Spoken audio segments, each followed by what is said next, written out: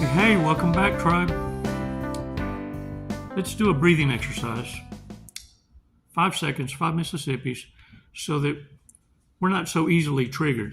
What we need to do is start exercising self-control, not allowing our minds to wander off into a space for a dopamine hit. What we need to do is start getting excited for accomplishments that are healthy distractions. And I'll go over some of that. That's the easiest way and the fastest way and cheapest to get over ruminations. I know some of y'all have found that even going to a therapist, a professional clinician, or calling for a coaching call, having sessions with different content creators, even then, what you're doing is reliving a traumatic experience over and over and over. And you're catching yourself ruminating more than you did before the call. And the reason why is you have no healthy distractions. And you're finding yourself reliving the traumatic experience because whoever it is you're talking to and communicating with kind of needs a summary of what it is that happened to you so they know what to work on, what it is that's troubling you. The problem is it still takes your breath away. The antidote in this awareness, so that you're not triggered anymore, but you're actually going to convert pain to a lesson and be able to only share it from the victory. See, when you're sharing it with others, you're sharing it from the victim, not from a conqueror, someone who overcame. And when you do that, that dopamine hits, the anxiety, the stress, and you're not referencing it from a champion point of view, a warrior. And better yet, I dare say the only time you go back to reference that material, that traumatic experience, is when you share it with someone who is just like you but wounded, more worsterous, and can't recover. And you know for a fact they're not an imposter because they're investing in themselves. That's when you don't hesitate and share a life shortcut with a fellow warrior, passing it forward from the victory. And when you see them help themselves and come back and thank you for life-saving advice that you could have kept to yourself, when you hear a champion you for being obedient, is when you soon realize how important it is to only share from the victory. Reprogramming your mind to understand you're a badass unlike no other. And how important it is that if you speak of the past, it's always with your own kind. Because when you feed it to a reprobate narcissist, they're going to try and weaponize that against you. But when you come into this awareness as a champion, it can never ever be used against you. It does the opposite. It exposes the narcissist for who they are, and you can laugh it off. Because it now becomes a breadcrumb. Your experience, your scars, your wounds become clickbait to stupidity. And they unmask themselves, not realizing what they've done. Because in your silence and absence, it will scream what they've done. Let's do this breathing exercise. Let's talk about how these narcissists are living in an echo chamber. They're stuck in a hamster wheel. And they don't know how to change. And it's why they're getting caught more faster, it's easier. Because their desperation, it's a default. They can't help it because they're stuck on stupid. 5 Mississippis. Let's do this breathing exercise. 5 seconds. Come on.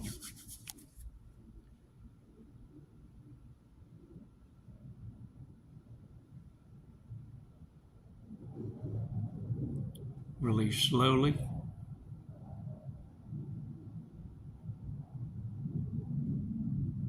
Oh, yeah. Woo-hoo. Shake it off, shake it off.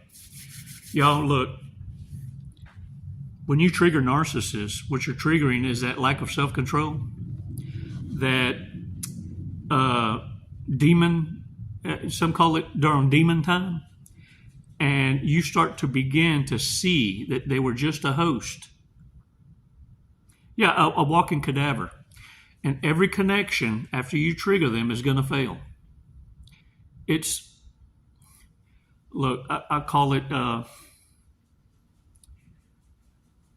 a tragic comedy because it's so predictable. Because, look, they're never satisfied. They're always looking for the next come up, the next monkey jump. And the thing is, nothing will fill that void that they're chasing, a feeling. And the only thing that can repair that disorder, that mental disorder, what others call avoidant, yeah, the only thing that will fix that is the God they deny. It's a rebellious spirit that's on demon time. And look, they will destroy anyone or target anyone that reminds them of the choices they made against God. That's why there's an inherent danger to be playing in the devil's playground, because they've made a choice. And now they're going to die on that hill to defend it. Yeah. You don't believe me? Call a narcissist average or irrelevant or just being different. I'll let them know your opinion don't matter to me.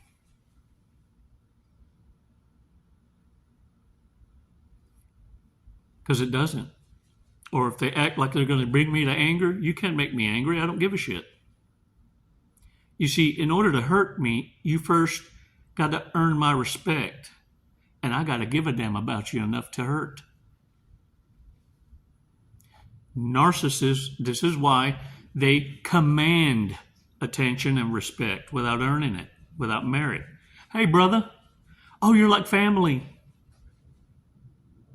But they also will insist on physical contact to solidify a relationship. Oh, I'm just a hugger. You know me.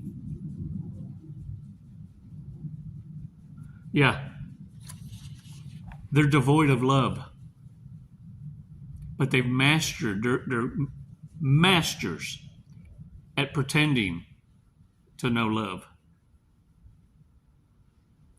This is that hamster wheel, that echo chamber they're stuck in. In fact, I dare say this. The ones who are devoid of love amongst us are the ones that have to say it all the time and hear it back. But you and I know that love is an action word. Duty, loyalty. It's not a feeling. And that's where narcissists get it wrong.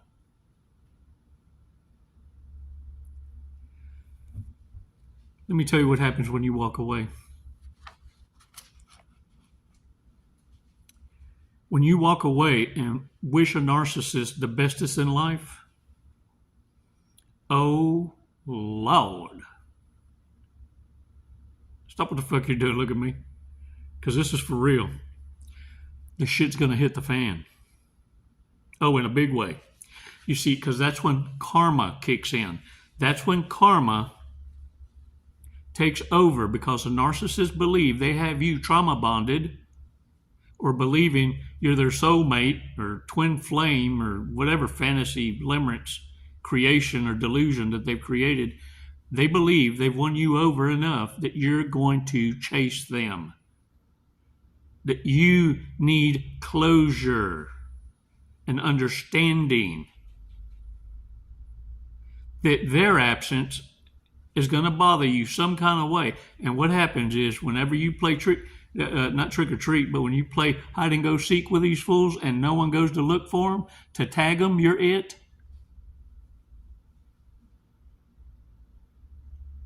That's when they realize they're stuck in their own echo chamber because no one's going out to look for them. If you're one of those that played hide and go seek when you was a childress and no one bothered to go look for you, you might be the narcissist. I'm just saying. Look, the thing is, when everyone they thought were options, make them understand that they're on the clearance rack,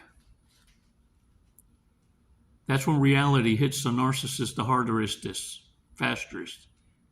But by you being absent and silent, what you're doing is you're making them make a choice on the cleanest pair of dirty drawers in the harem closet, because they have no choice but to double down on their own kind and make something work to prove to themselves, to hype up their own ego, that they discarded you because they had options, that they're more delicious,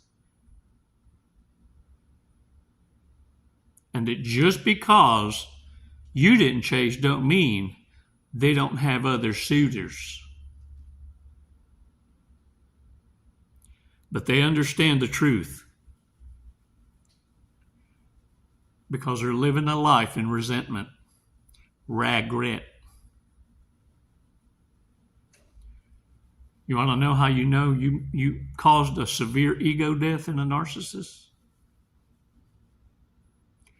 They're going to stalk you, hoover you, and spy on you like it's their full-time job. Many of them will lose total control in their own personal lives and lose their jobs because they, of all people, can't multitask, and they dang sure can't serve two masters. It short circuits the narcissist.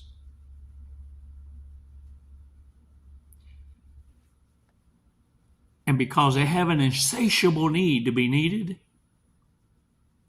not by anybody, they need you, look at me, to need them. Yeah.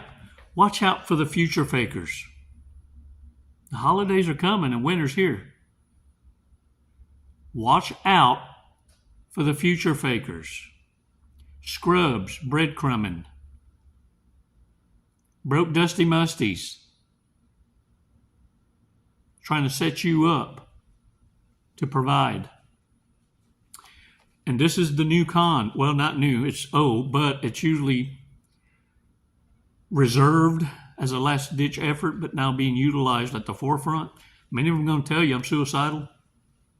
They're going to hurt themselves. Or, get this, that they are self-sacrificing for you and giving up everything, and or providing you with resources that they don't have. Future faking. They plan on us working together for your success. And it's all make-believe. Look, what I mean by future fake, these fools ain't got nothing to offer you. They got no resources. It's made up. It's in their head. And they need you to be a crash dummy in their movie.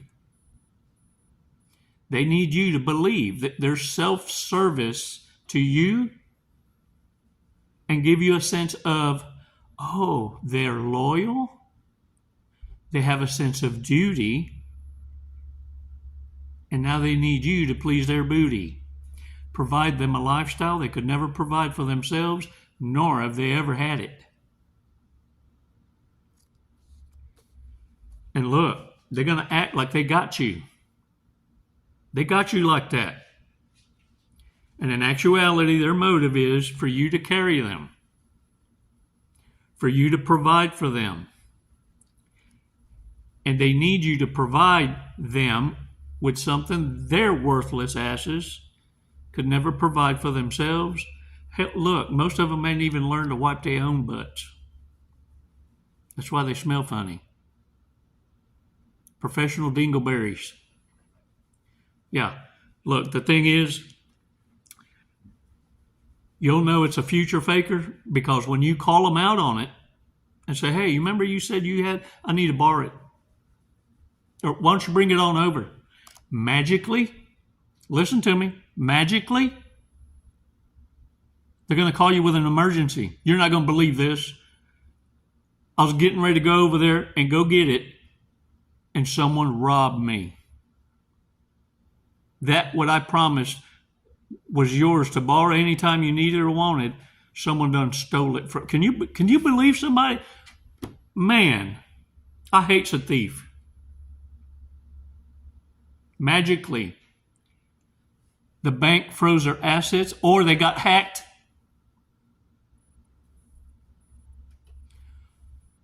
Yeah, that property that they were supposed to get and they wanted you to come and help them or go hunt on it or be a part of. Yeah, because they're future faking partnership.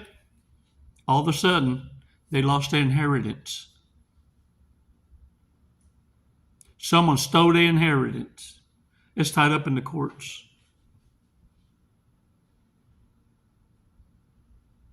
Oh, they make it sound so believable.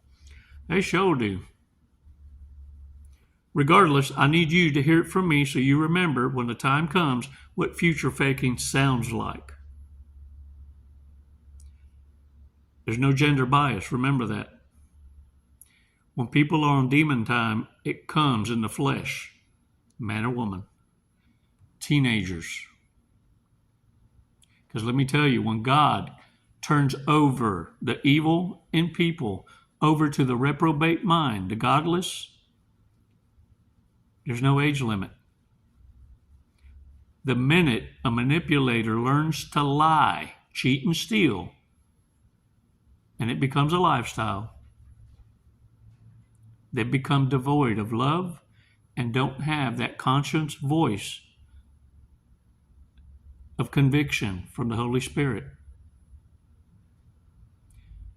At that point, they don't even have the fortitude of thought to be able to hold a conversation with substance. That's the sign of the beast, if there ever was one.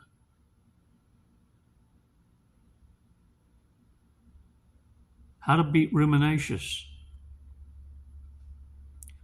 is for you to start applying what you learn and laugh because you've been blessed by the Most High to have this awareness and have survived it. Do you know how many folks are stuck in a harem closet and wished they'd have never been educated or enlightened on the mentally disordered? They liked it better not ever knowing.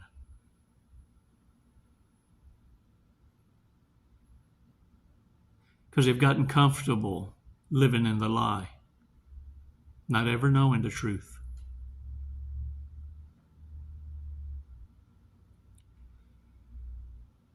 Healthy distractions. Go on a bike ride. Take up guitar, martial arts. Something that keeps your mind busy and you're not an autopilot to get lost in thought. Something that lets you accomplish something on the daily so that when your mind is resting, your dreams are on that which you accomplished today. And then guess what happens tomorrow? You're motivacious to see what you can do to be more better bestest than yesterday. I recommended to one warrior the other day to go take up jogging, running, calisthenics. And I let him know I was going to go ziplining. And after that, go surf. Well, this is a joke right here. And the part of the joke is this. The woman I recommended that she take up a hobby of running, she called back. And she said, Chico, I took up running because you recommended it and you said I'd meet some great people. Well, I did. At my age, the great people I met was 2 paramedics, 4 nurses, 1 cardiologist, and I almost met Jesus.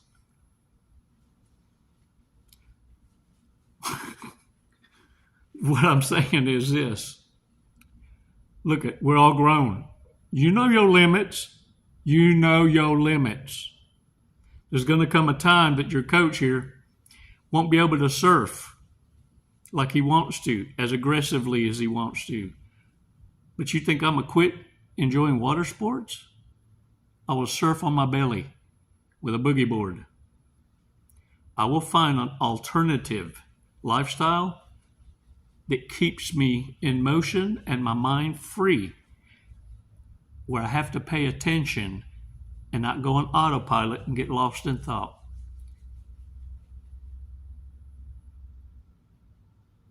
It's a little hard at first, but I need you to taste it one time, and you'll get what I'm serving up. Let's get you out of that hamster wheel. You've been groomed since childhood.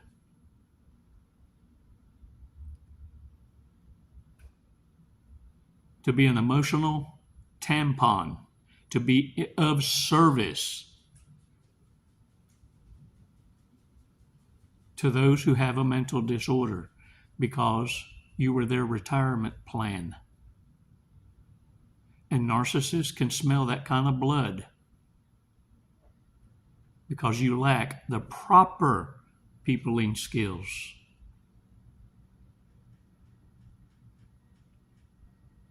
But now they won't see you coming, because you're going to know how to deliver consequence to those that see you as opportunity to take advantage of. Yeah.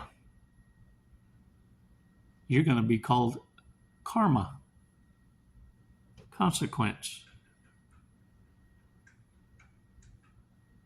But you're going to put a smile on Holy Father's face for loving yourself. Remember something, those of you want to know a true measure? Your true measure is, I can tell how much you love yourself by the partners you select to be around with, associate with, or be romantically involved with.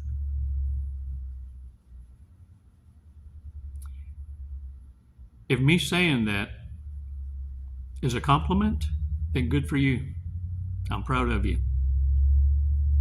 But if you felt offended by that statement, then you know what your report card is.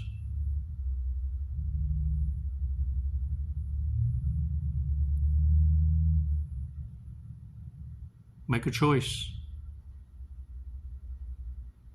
That's what free will is. Stop convincing yourself you're all out of choices, because to do nothing is a choice.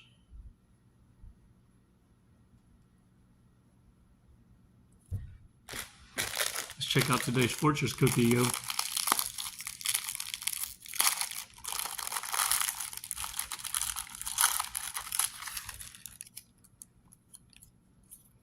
That thing jumped out like it's wanting to be read. Soon you will be sitting on top of the world. Dang it, man. For real. And you know what narcissists fear? When you get there, you'll be so out of reach, and so out of their league. They will be stalking you because they can't get close enough to Hoover because you're a threat to their ego. They will stalk and lurk and spy on you like it's a full-time job. And that's what will destroy them from the inside out. Shoulda, coulda, wouldas don't wear well on a narcissist. But dang it, man, healing looks great on you. You're going to move mountains, man. One shovel at a time. Baby steps. I see you, and I'm proud of you. Warriors, look at me. It's never goodbye. Always until next